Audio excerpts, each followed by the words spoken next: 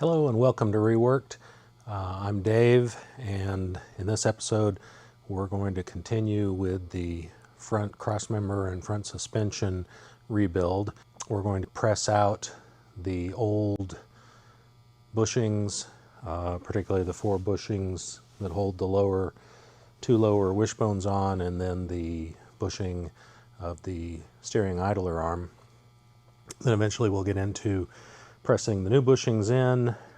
These went very well. These wishbone bushings went super easy with the tool I had from Schwaben that I'll show in that part of the video, but it's essentially a cup and plate tool with a threaded rod, and the cup receives the bushing as it passes through whatever we're pushing it into, and then the plate on the other side is what holding the nut. When we turn the threaded rod, we bring the two together. That tool did not work for me for the steering idler arm, and I think it's because the edges of the wishbone are flat where the cup could sit flat perpendicular to the distance or the direction of travel of the bushing, and with the steering idler arm that's not the case. Here's the steering idler arm, and it's got this kind of rounded beveled edge, and I didn't have a cup that was perfect for getting to the flat spot inside the edge. The cups I had would go out to the tapered part and then get a little off center, and then that wouldn't work, and I ended up bending the threaded rod on one of those tools and ruining it. But we'll go through all that in the video of how I failed, and then eventually how I succeeded in getting the steering idler arm bushing in. To jump ahead, to cut to the chase, I ended up using the vise on my stand-up mill, and that worked very well. But if you don't have a large steady vise, then you might want to just skip this step and take this to a machine shop. Should be pretty cheap to get them to press this steering idler arm bushing. Now, after all the bushings and I started reassembly, at some point you need to compress the spring here between the two wishbone halves, and I had expected to use my regular spring compressor tool, but what I quickly found is that it's larger than the gap between the two wishbones, so it won't work. This works great for other cars where the spring is more or less independent, or it's out by itself because there's not a lower upper wishbone. Say in a BMW 2002 or an E30, the top of the strut is in the strut tower inside the fender, and you've got all this exposed spring that you can use a spring compressor like this on. So this spring compressor works on a threaded rod principle as well. It's just too big for this application. So I didn't think of this. I didn't think of building my own spring compressor with a piece of all thread, but I asked some people in the Volvo Restoration, P1800 Restoration Club Facebook group, where there's a lot of knowledge, and got back this good idea of get a piece of 1/2 inch all thread, and the sticker says it's 13 threads per inch. Get suitable size washers and a 1/2 inch nut in 13 thread per inch, and build your own spring compressor by putting it where the shock would go. So on the bottom you would have the so on the bottom, this is the plate that the bottom of the shock attaches to here in the lower wishbone, and with it in place and the all thread going through it, you could put a 1/2 inch nut there and another one up here, and then tighten it down to compress the spring. I haven't tried that. I think it'll work great. One thing I noted while I was ruining my cup and plate threaded rod Schwab tool on the steering idler arm bushing was that it has a ball bearing below, a set of ball bearings, 2 plates of ball bearings between it below the nut.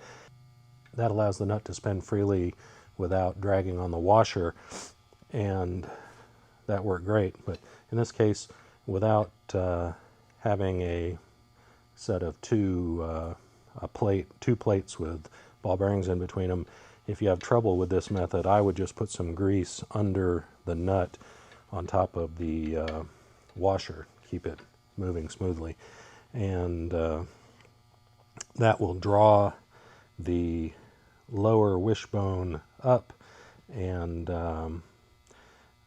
compress the spring, and then you can attach the 2 ball joint shafts to the back of the knuckle slash spindle, which I'm told these are called the kingpins. But once you have the upper and lower ball joint attached, then you can take your threaded rod out, release the spring because the spring will be held by the 2 wishbones, and then you can install the shock absorber from the bottom,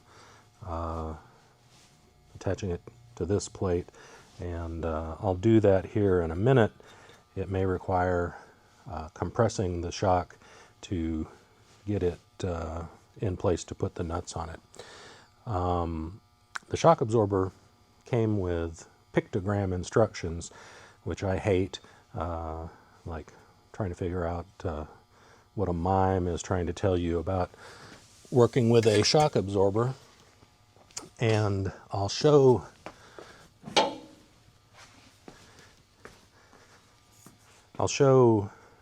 a picture of the pictogram, but what it says is that you need to compress the shock vertically and let it expand. Do that 2 or 3 times. And according to a Google search, that's to deal with any bubbles that may have formed during horizontal shipping. So apparently you don't want to do this horizontally, you need to do it vertically. And so I've gotten a couple pieces of 2x4, and I'll just put one on the floor of the shop and then the other one up here and press down. I'll film that and put it into the video at the proper place, but that's how I'm going to compress it a couple times. So you may ask yourself, if you didn't know about the threaded rod method and didn't do that, how did you compress the spring? And I used a medium-sized ratchet strap, and it worked, and I'll show that process, and you'll hear consternation, failure, heavy breathing, and so it wasn't smooth. It did get the job done. I don't believe that it was dangerous because the spring is held between the 2, is under the shock tower and between the 2 wishbones, so it can't escape if your ratchet strap snaps or whatever. As long as your face isn't pressed up against the upper wishbone, I don't think it can get to you. But it just wasn't a smooth process, and unlike turning a piece of all thread, a nut on a piece of all thread, it wasn't infinitely adjustable. What I found was when I got the shaft from the upper wishbone lined up with the opening in the upper kingpin, and that took some doing because since this is a ball joint, it wants to just flex out of the way. It does not want to go down into the opening in the kingpin. So it'll essentially just snap one way or the other, kind of buckling. So it took me several tries and putting grease on the shaft and the kingpin. and a lot of working at that last click where they touch to try to keep them straight, and then get a couple more clicks so that it goes in. And then lastly, the way you lock all this together is that the shaft on the ball joint has a groove around it, and then a bolt goes through the kingpin, and it goes partially through that groove. It doesn't go through the middle of the bolt or anything, but it fills that groove, and then the shaft of the ball joint cannot come back up. That means you have to have that perfectly aligned, and with the turning a nut on all thread, that gives you a lot of flexibility. In my case, with the medium-sized ratchet strap, I found that it was not lined up on either click. One click up, one click down, it was halfway. So I had to pull on the ratchet strap to get more tension, but not all the way to the next click, while simultaneously lining that up and getting the bolt through. So save yourself all that trouble and try some other method, maybe the all thread method, or maybe you have a smaller professionally made spring compressor that will fit this application. So that worked okay. More work than necessary, and probably not as good as the all thread version, but it is put together, and nothing got damaged, nobody got hurt. I guess that's all the caveats. We'll go through the video of how I took everything apart, pressed out the old bushings, pressed in the new bushings, fought the steering idler arm bushing, and then eventually put it back together, and then compressing the shock absorber to activate it, or to get rid of the bubbles, and installing it back in the shock tower with the wishbones already attached to the kingpins. I think that'll do it, so let's go ahead and get started. I'm replacing the lower wishbone bushings on the Volvo, and there's a couple ways to do this. The easy way, if you have the right tool, and the cheap but hard way. So I forgot that I had the right tool, which was this Schwaben silent block bushing tool set that I got for BMW E30 bushings. And so yesterday I took the first one out the hard way. Had no luck in trying to tap it out with a hammer, so I drilled in between this outer metal, and there's the inner metal core, and in between is the rubber. So I drilled a lot of the rubber out until I could pull the inner core out. That's super messy. You get a lot of debris and melted rubber. And then I used this air-powered reciprocating saw to cut a groove here at the bottom, and then eventually pull it out with pliers. So that took a lot of work, and broke a couple drill bits, and dulled that reciprocating saw blade, but it did work. I forget how much this tool kit cost. It's possible that you can do the borrow, well, really you buy, then return it, and they give you a refund.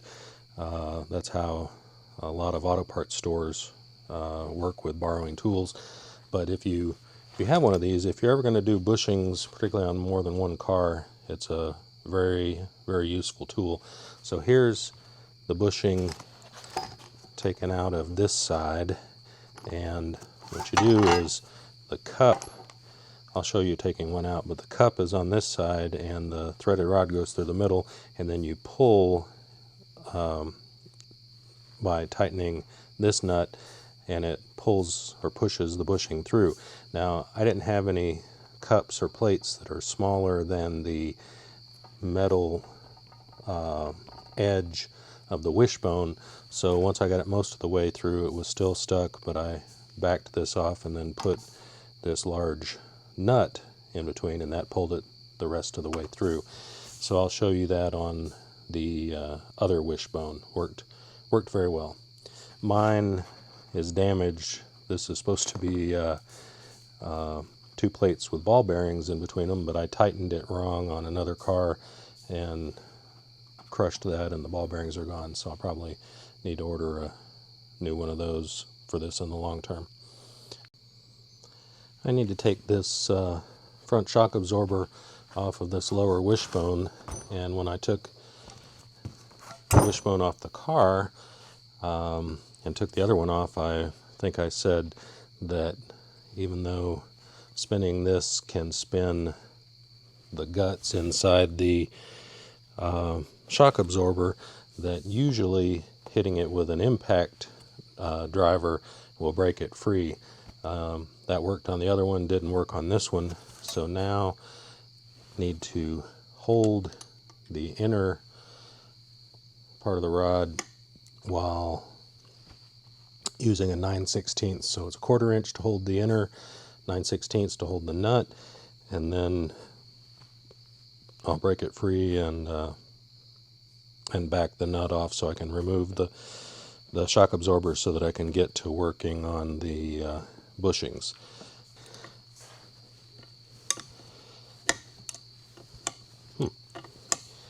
I thought it was going to be kind of locked up. I wonder why, if it was this easy, why it didn't just come off with the impact driver.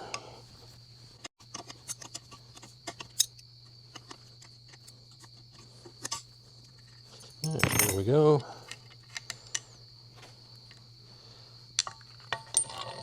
So keep track of the order of the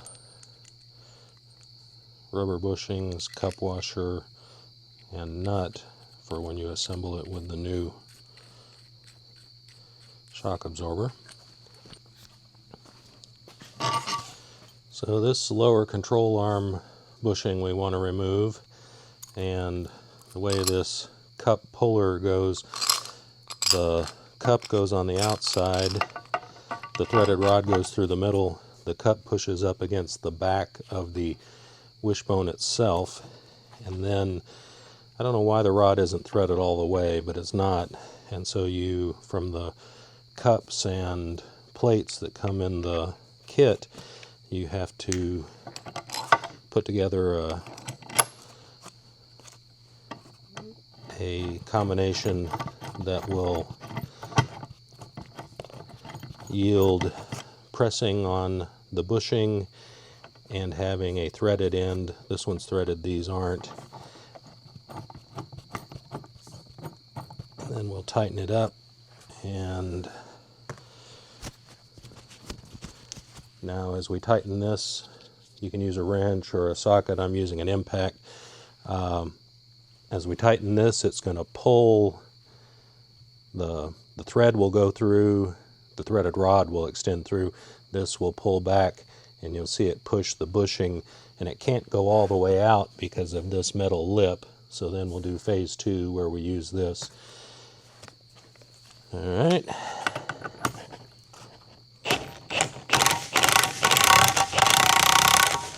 Alright, see it moving.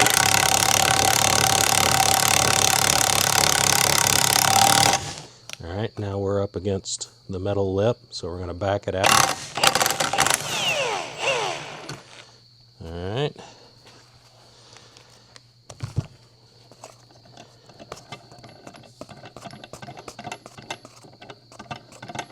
So now you can see that the bushing has been pushed most of the way out, but it still can't just be pulled by hand. So we need something that can be inside the radius or diameter of this part of the wishbone and push it the remaining distance. So put that nut on there, then reassemble the rest of it. Now we'll get the cup snug up against it.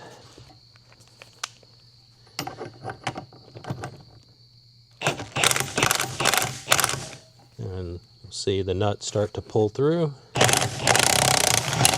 And now when it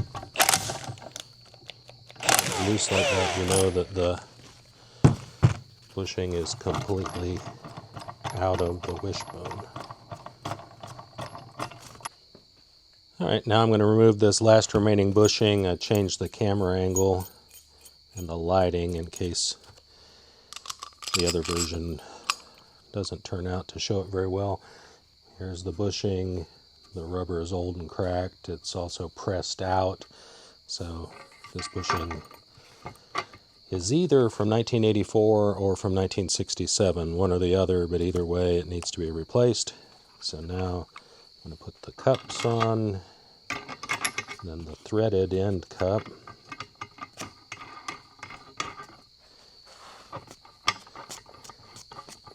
Tighten it down.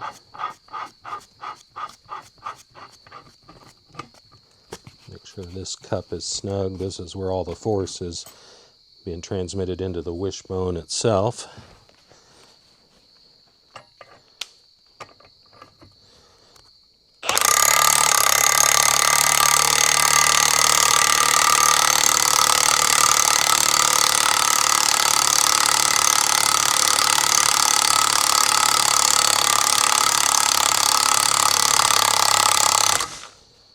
Alright, that one resisted more than the other one, but now we'll, since we're up against this metal lip of the wishbone, we'll back all the cups off, put this nut that is smaller than the outside metal area of the wishbone, but so it'll fit inside the wishbone but over the rubber part of the bushing, and we'll push it the last 3/4 of an inch or so, and it'll just pop right out.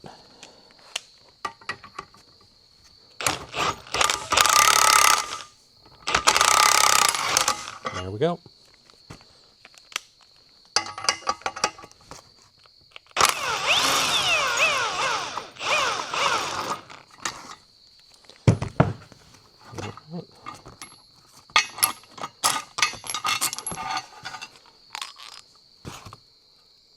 Now, besides saving you all this time and taking the old ones out, this same system will be used to push the new ones in using consistent pressure. So, very useful tool to have. Now I need to get the bushing out of the steering arm, and I'm going to use the same toolkit I used on the bushings on the lower wishbones. I've got it all set up already. Here's the bushing. It's going to have to come all the way out here, so once I've pushed it back to flat, I'll put a couple of these large nuts in between here to push it the rest of the way.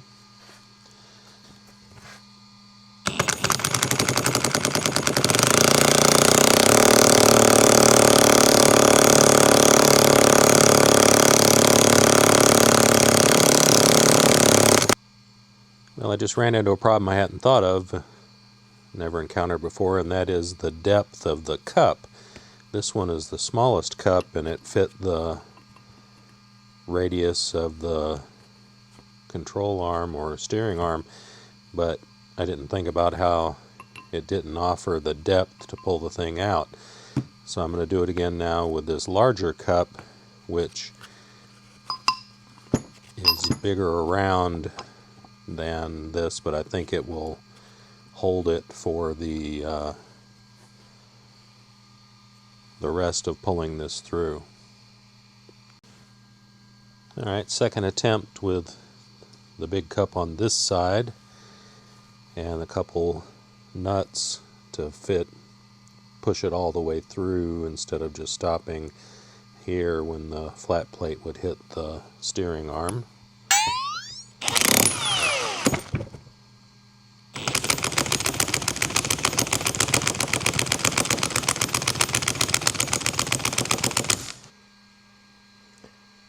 So taking this bushing out has not gone as easily as those yesterday on the lower wishbone. The problem is that I don't have a cup that matched this diameter exactly, and so I used that nut technique, but unfortunately it's essentially just small enough to fit inside the tube, and what that did was expand the tube outward in a star shape, so now the rest of it doesn't want to go through. So I'm going to cut this part off and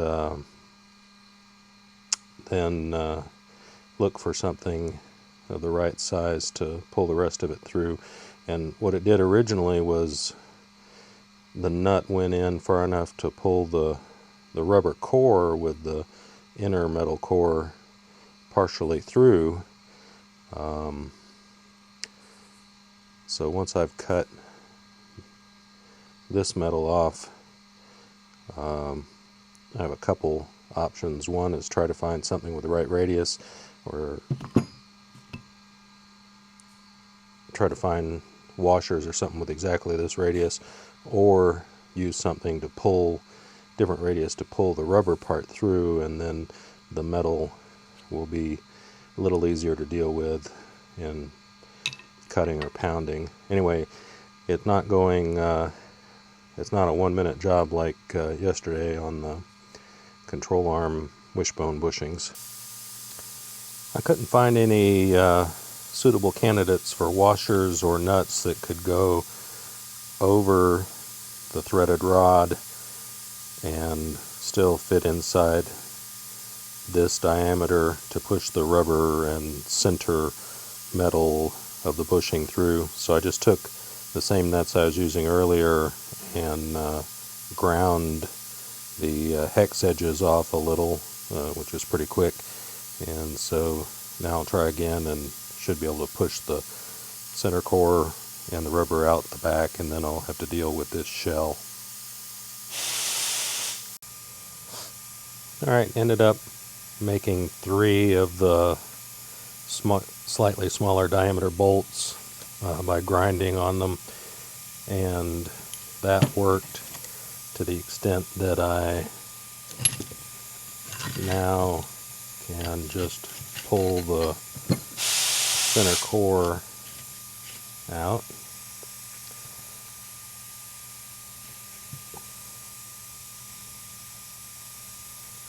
So now I've just got to deal with the metal shell. I finally got it out.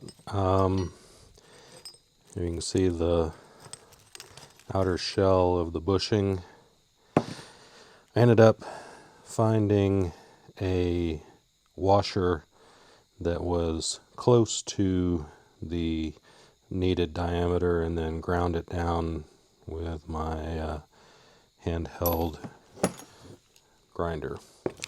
So that took a few minutes, but I got a correct diameter to go through here, and still thick enough to push on that. So obviously it'd be better or nice if I had a set of these in smaller sizes. I assume somebody makes them, and I should look into that. But for now, these ground off nuts and this washer worked. And so this is ready for the replacement bushing, which I got in FedEx from VP Auto Parts yesterday, with all the other bushings, bearings, caliper rebuild kit, etc. to rebuild the front end. I cleaned up and painted the lower control arms, and so now I'm ready to put the new bushings in. And The manual calls for spraying a little soapy water on it, and then I'm going to use the bushing puller to, I'll tighten over here and we'll pull it into the cup until it's flush on the outside. That first attempt didn't work because it was angled like this.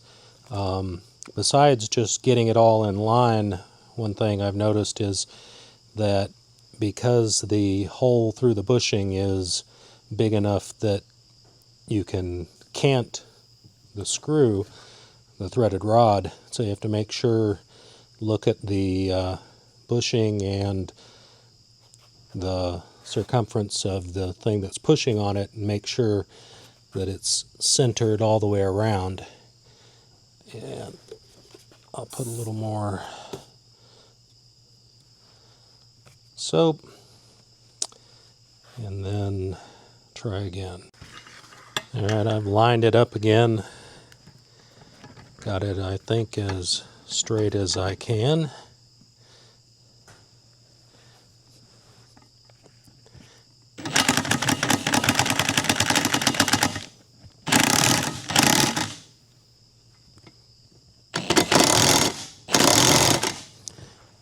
Nope. It's cockeyed again.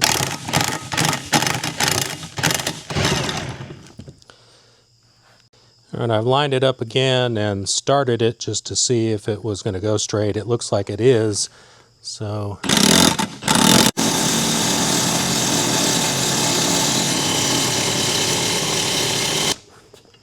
alright, and it's seated. Other side I've got to do by hand. I was using this side to get to the nut to tighten.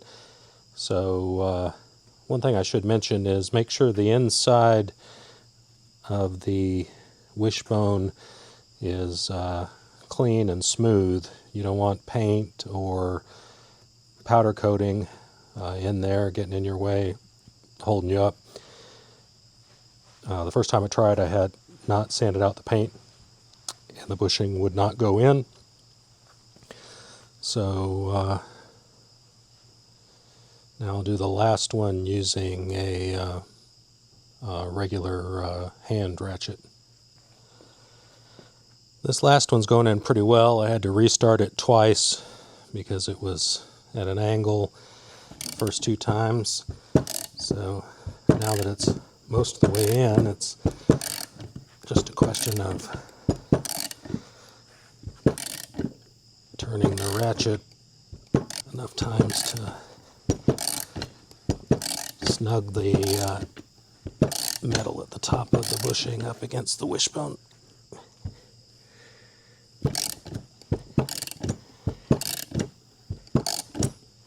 There we go. I'm installing the steering idler arm bushing. I'm pretty sure when I took it apart that I referred to it only as the steering arm. But this is the idler arm that is on the passenger side of the car in left-hand drive vehicles. So the right side of the hood, right side of the engine bay from the driver's perspective. I've got it started just a little bit and straight. I don't have a cup on here because I will have to put a cup on here in a minute to get it the full length through, but with the cup it was harder to get going straight, so I use this plate. I'll move it in just a little bit more until it's going to get close to the plate, and then I'll change to a cup.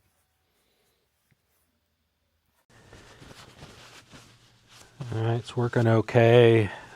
Got about that far to go.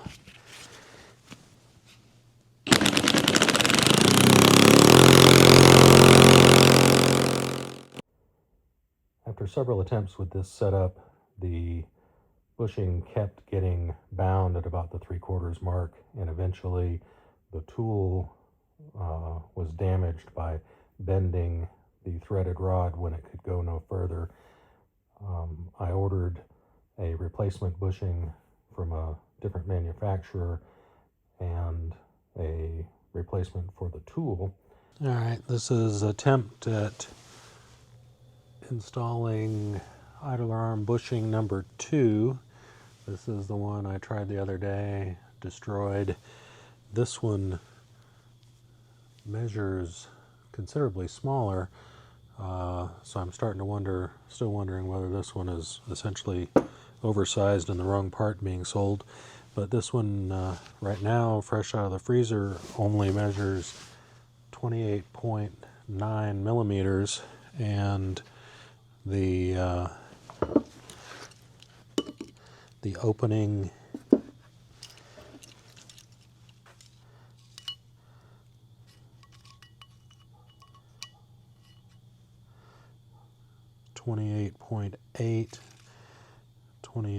.8.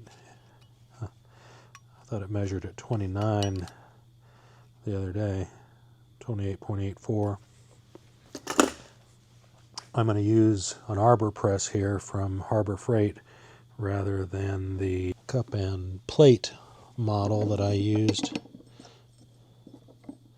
before. Hopefully this will provide flatter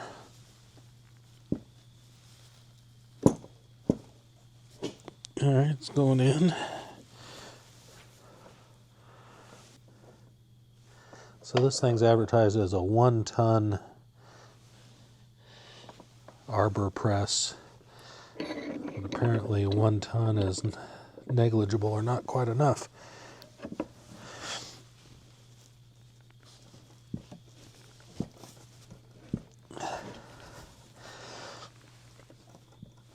Alright.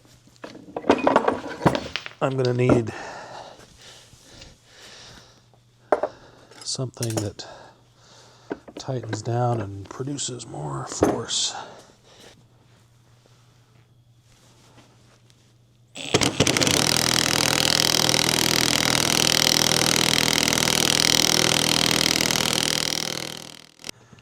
I'm going to loosen it up and look at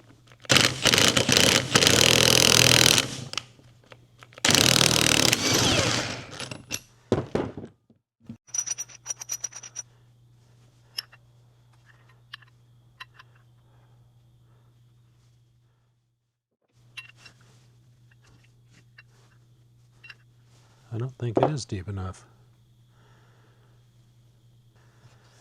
I don't think this kit has a answer. Now I'm using the mounted vise on my mill. I've had to put this in and then these 2 blocks to allow room for the bushing to come through as it's pressed into the top of the steering idler arm. These are both 1-inch blocks, so it should be square. Needed more leverage, so I got this PVC pipe, and it's going on in. So I've succeeded in getting the new idler arm bushing into the steering idler arm. You can see that there's a little damage to the rubber on top that was caused by the bottom of the 1-ton arbor press, but that's okay. The important part is no damage to the metal sleeve inside, and otherwise it looks good. So what I've learned is that my cup and plate system would work if I had a cup of the right dimensions. I did not. This was the only one that fit in diameter, and it wasn't deep enough. I learned that a 1-ton arbor press will not get it done. I learned that this other bushing press system wouldn't work because the screw that it uses is wider than the inside of the bushing Plus, it doesn't have any cups that are near small enough. And I learned that this style 2-jaw puller or press wouldn't work because it wasn't long enough in this dimension.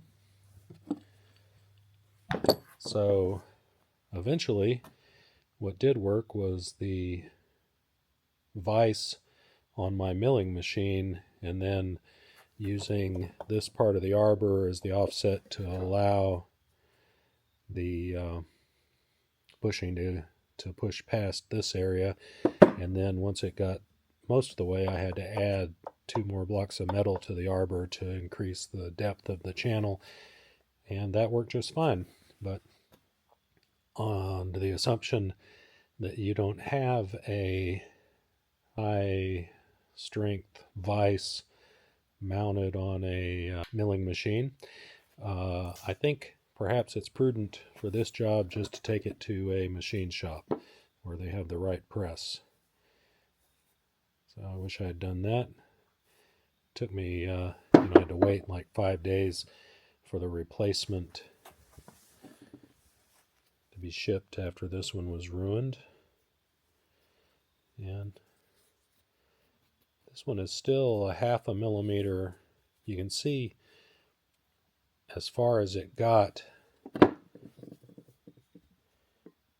this far before jamming up and would go no further no matter how much force I applied. And this area above that line is 1/2 millimeter wider than the area below the line. Now I don't know, I didn't measure it before I essentially destroyed it, so I don't know for sure what its original dimensions were, but I think it's larger than this one, which came from a different manufacturer. I got this from Mike Dudek at iRoll Motors, and he said it was older stock, not exactly original Volvo, but does not seem to be the same as that one. So take my misadventure here for what you will.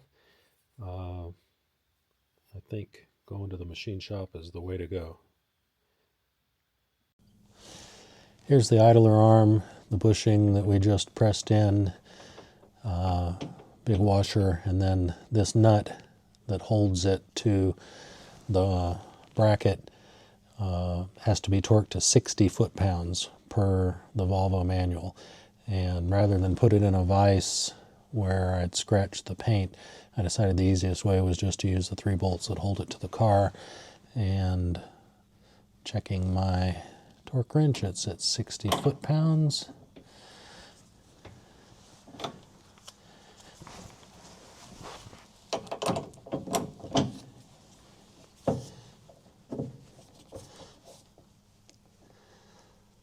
That's 40.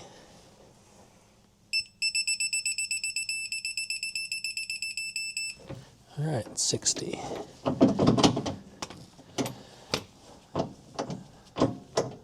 And it still moves smoothly.